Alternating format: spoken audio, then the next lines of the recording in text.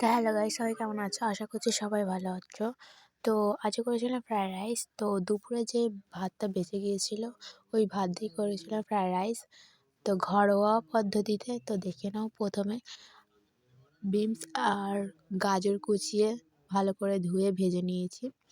ভেজে নিয়ে ভেজে নেওয়ার পরে তারপরে একটু তেল দিয়ে আদা সামান্য দিয়েছি, সামান্য আদাটা দেওয়ার পরে ভেজে নিলাম। তারপরে ঘি দিয়েছিলাম, ঘি দেওয়ার পরে তো ভাতটা দিয়ে দিলাম। ভাতটা দেওয়ার পরে ভালো করে নাড়তে হবে। ভালো করে নাড়াচাড়া করার পর তো নুন দিয়ে দিয়েছিলাম, তো নুনটাও ভালো করে মিক্স করে নিতে হবে। তারপরে দিয়েছিলাম মশলা।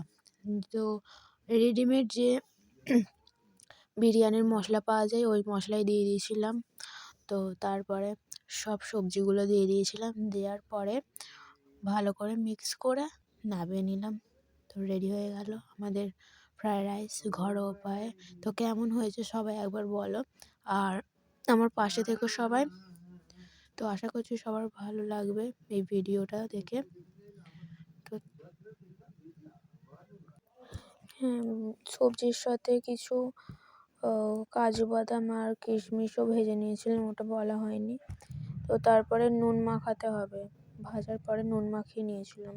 তো তারপর একে একে সব দিয়ে দিলাম। তো কেমন হয়েছে কিন্তু আশা করি সবাই বলবে।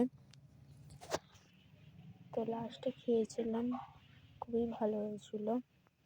প্রথম করলাম আমি রান্নাটা, কোনোদিন আগে ফ্রায়েড রাইস আমি বানাইনি, এই প্রথম করেছি। তো ভিডিওটা দেখার জন্য অনেক অনেক ধন্যবাদ। আশা করছি পাশে থাকবে। তো শেষ অবধি দেখতে থাকো। Thanks for watching guys. ভালো থেকো।